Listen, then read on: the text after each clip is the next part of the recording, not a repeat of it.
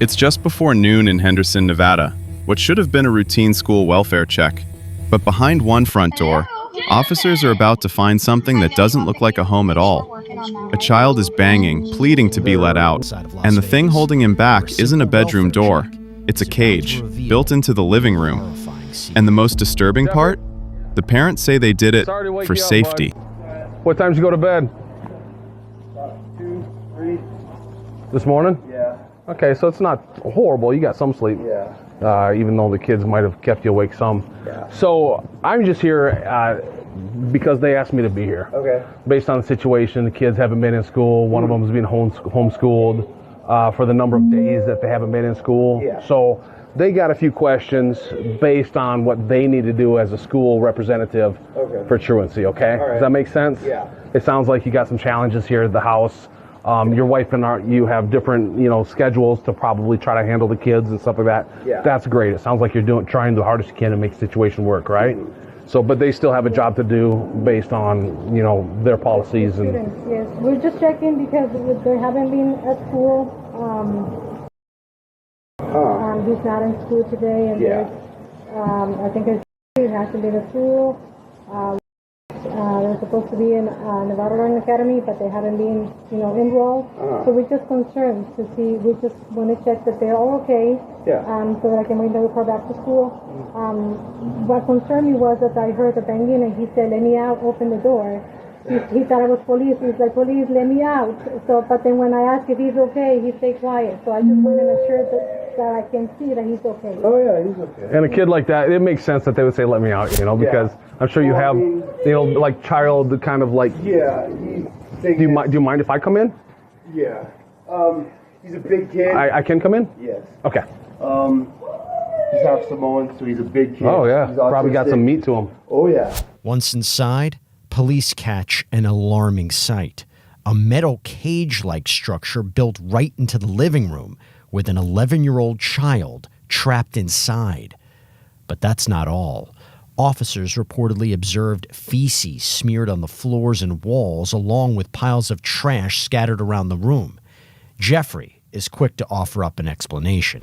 So Hey, buddy. we had to do this because it keeps him from kicking holes everywhere in the house. Does he have like, he doesn't hit his head on the walls or anything like that? No. Okay. How about the other children then that are supposed to be in school? Are Yeah, they're upstairs. you able to get them down here? Yeah. Hey, Sarge. The officers check to make sure the other kids are alive and well before another investigator arrives with more questions about the child in the enclosure. Yeah. Is this set up for him? Yeah. Says he's He's, part Samoan. Yeah, half Samoan kids. He's Very strong. He just turned 11, but he's super strong. Yeah, I mean, he's ripped off cabinets, kicked holes. His room upstairs, he kicked a hole all the way through into my bedroom. Okay. It's just Okay. So to keep him from destroying the house, we try to keep him in here. He doesn't know how to unlock? No. Wow. Well, on this one, we had to tie this up, and then on the other door we have a key lock. Okay. So. Because, yeah, I mean, some of them are very observant. And dude, they smart. Smart in ways that we don't expect sometimes. Oh, they're so sharp. Him and my daughter, they're both autistic. So my concern as a safety officer is what happens in case of a fire. Oh, that can be cut right there. It's just tied up. So that door opens right up. And the other one has a lock key. So he could open it and yank it? Do you have a... No, it's just tied up right now. It's just tied up. Right. But, I mean, technically, Okay. it opens right up. Okay. Yeah, they were concerned about that when they installed it. Yeah. And that's what we're looking for is the safety of the situation. Did you want to go up and get the kids? So we can... Jeffrey explains he has 2 children living with autism, but keeps only the older 11-year-old boy behind bars due to his strength and alleged destructive tendencies. Seconds later, the father of 4 offers up an explanation for the kids' absences. Hi, baby. How come you didn't go to school today? They've been sick for about the last couple of days. We're good. She doesn't need to come all the way down. Or do you have questions? Or No, we just okay. wanna know what she's doing Saturday. Yeah, they've had the flu for about all of last week. It started with him, and they were throwing up, and she caught it, he caught it, whole house got it, except Okay. for me, so. Okay. Yeah. Yeah, and that wasn't related to the school though, that they had the flu. Okay. So communications,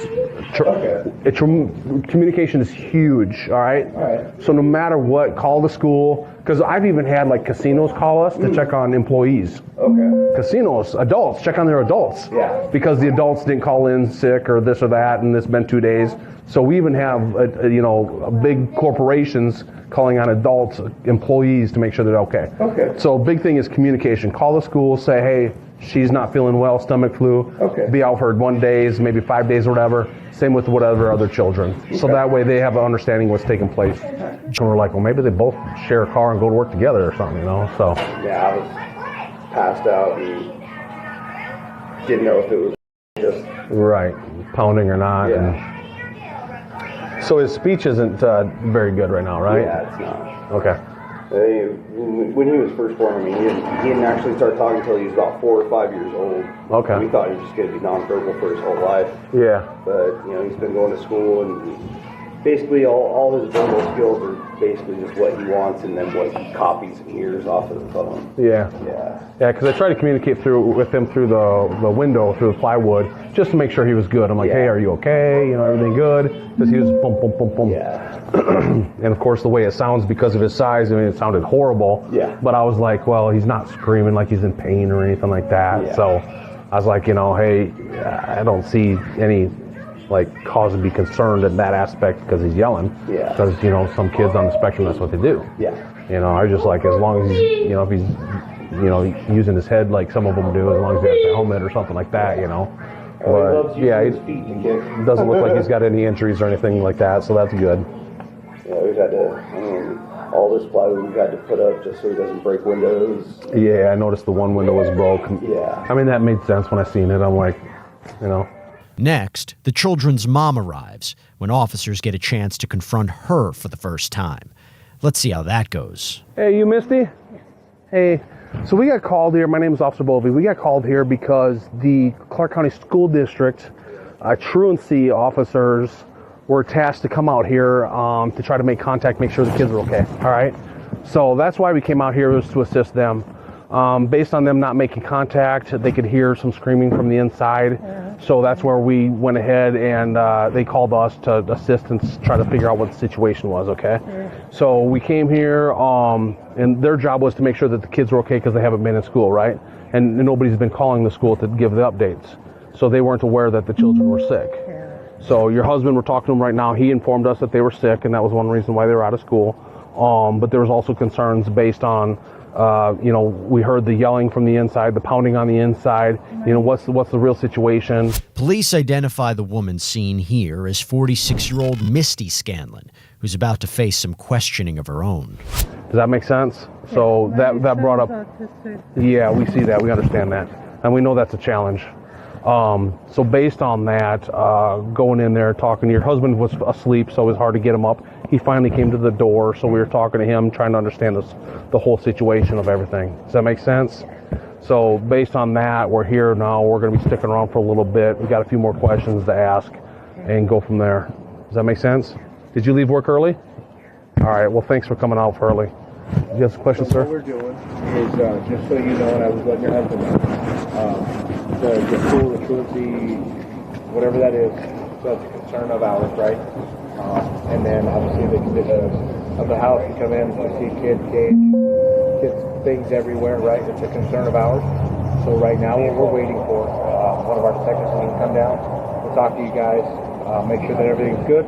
If everything's good, then we're going to get out of your hair, and then we'll go from there, okay? But obviously when we open a door and you see a cage and a kid and things everywhere in disarray, it concerns us. So that's what we're going to figure out. That way you're not like, hey, what are they doing? We're here, we're waiting on the detective. So we'll talk to you. We'll do an interview. As soon as the interview's done, we'll figure out where we go from there. Does that make sense? Okay. Hey, real quick, no weapons in your purse or in the house or anything like that? Just a Where are they at? They're put away. Put away where? There might be some In the garage? They're not upstairs or anything? we have some upstairs. Were they in the master bedroom? Okay. So the boys share these rooms up here, right? All right, they don't have access to that right now? Okay. Are they in a safe or are they in something that they can't get access to? They're in our room. We always It's in your room? Okay. Your room's locked? All right. Let's stay out of your room for now until the detectives get here and we'll go from there. We're going to let Callahan know not to Yep. let everybody go through.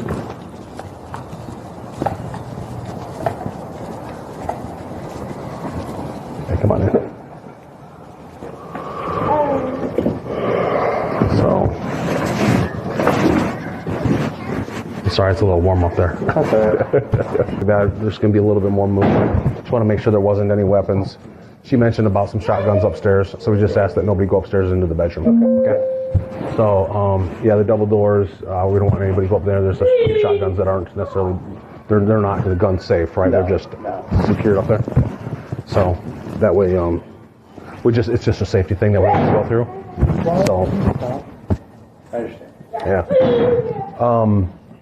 When did you have this installed then?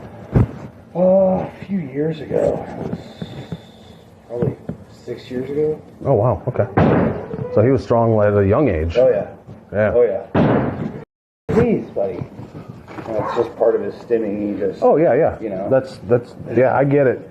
So we actually have, the good thing about this is we can start a conversation and stuff. We have a team right now. They're called Crisis Response Team, and their main goal is to help people like this in this situation, having these challenges and things like that, no matter what the age is, because they're from kids all the way up to 80-year-olds. So when we and they also help with like suicidal people as well. But they come and help and provide resources. Try to help out, find a program, a plan, things that can help out the family. Because I know he's grown up with it, you've grown up with him and stuff in this realm. Yeah. But sometimes you get stuck in the same patterns and don't realize, all of a sudden 2 years later, there's more resources out there, but you haven't looked for resources for 2 years. Does that make sense? Yeah.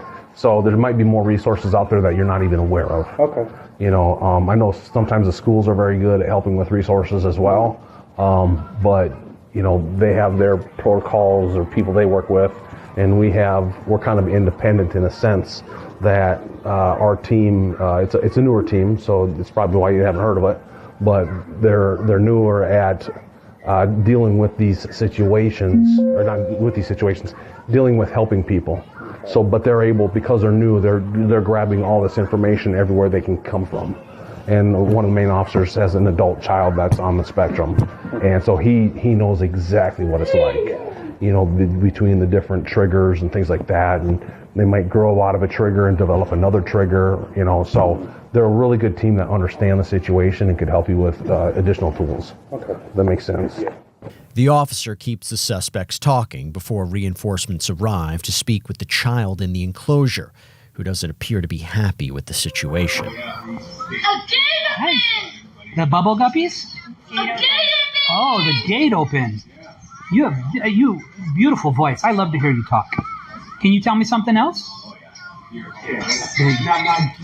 gate open soon? Yes? Would that make you happy? Oh, I can't wait to make you happy, buddy. Gate open! He doesn't answer now. He's just. Hello? Gate open! I know you want the gate open, baby. We're working on that right now, okay? So it sounds like there's some done with that, being bullied and things like that. Okay. But yeah, I'll keep. Where's Dad go? The master bedroom is up there, right at the very top of the stairs to the left, and there's the shotguns in there. So, if by chance I don't catch it, We're working on the gate right now, sweetheart. Here we can see inside the room, with boarded up windows and what investigators said is feces and trash. Let's continue. Hey, can we talk about the words you know? Yeah, the words you know. You like the gate open? Why, do you like the gate open? Yes! Do you like to be back here? Go back here. Here, in this room. Do you like this room? Naughty. Hey, buddy. Do you like this room? Or do you... Out?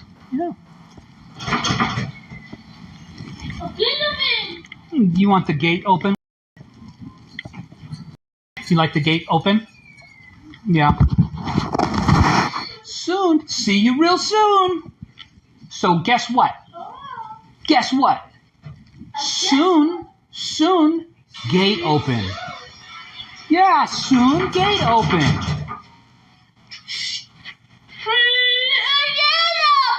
Yeah, soon. Soon enough, emergency services arrive and grant the 11-year-old's request. You remember when we talked about gate open? Gate open. Gate open, that's right, bud. Soon. Gate open soon. You guys ready? Okay, we're ready, sir. And they're contained, right? Yes.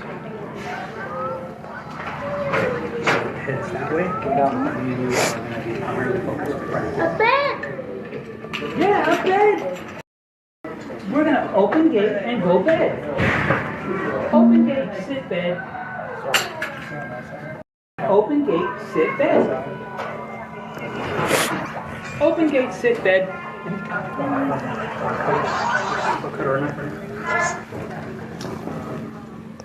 Battery level is low. We'll just wait. Hold on, just wait 1 second. Yeah.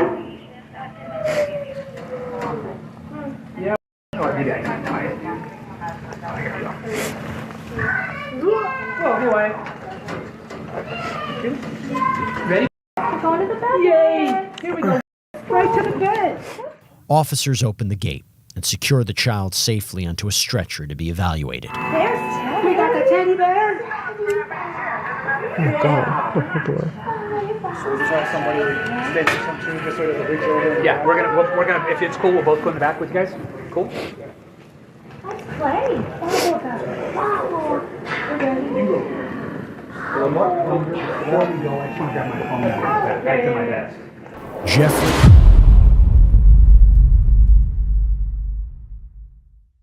At first glance, this case looks simple.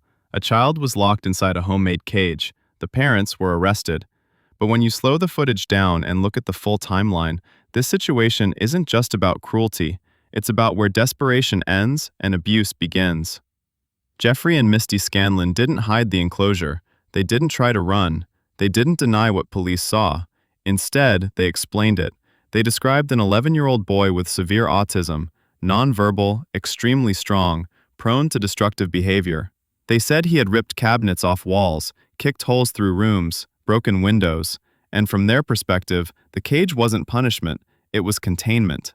But the law doesn't judge intent alone. It judges conditions, risk, and harm. And in this home, officers documented multiple red flags happening at the same time. Long-term confinement, unsanitary living conditions, no clear access to a bathroom, no visible bed, boarded-up windows, locks and restraints the child couldn't undo, and a complete breakdown in school communication. Any one of those might raise concern. Together, they form a pattern. That's why this case crossed a legal threshold. Because once a child's safety, dignity, and basic needs are compromised, intent stops mattering as much as impact. One question people ask all the time is, why didn't police immediately break in and free the child? The answer is risk management. Officers weren't dealing with a cooperative adult. They were dealing with a frightened, powerful, overstimulated autistic child confined in a small space. Forcing an immediate extraction could have caused injury to the child, injury to officers, a full meltdown with no medical support. So police slowed everything down. They talked. They waited. They called SVU, CPS, and EMS. That wasn't hesitation. That was control. This case shows something many people miss about bodycam footage. Sometimes, the safest action isn't the fastest one. The most powerful moment in this video isn't the handcuffs. It's the voice. Gate open. Soon. Gate open. That phrase strips everything down to its core. The child isn't arguing legality. He isn't defending himself. He isn't explaining behavior. He's expressing one basic human need: freedom. And that's where the parent's explanation collapses. Because no matter how complex autism can be, no child should experience confinement as their normal state of existence, especially not in isolation, especially not in filth, especially not without professional oversight. That's why this case resonates so deeply. Here's the hard truth. Families caring for children with severe disabilities are under immense pressure. Burnout is real. Resources are hard to access. Support systems fail people all the time. But the law draws a firm line. You cannot build a jail inside a home, lock a child inside it, remove their access to hygiene and dignity, and call it safety. At that point, the system must intervene. That's why Jeffrey and Misty were charged with child abuse and neglect, and later pleaded guilty to misdemeanor neglect. Not because they were monsters, but because they crossed a line that no caregiver is legally allowed to cross. This case didn't happen overnight. It took years. The enclosure had reportedly been installed for a long time. The child had been out of school repeatedly. No crisis team was actively involved. No regular welfare checks caught this earlier. Which raises a bigger question. Where was the system before this reached a breaking point? Because cases like this don't explode suddenly. They deteriorate quietly.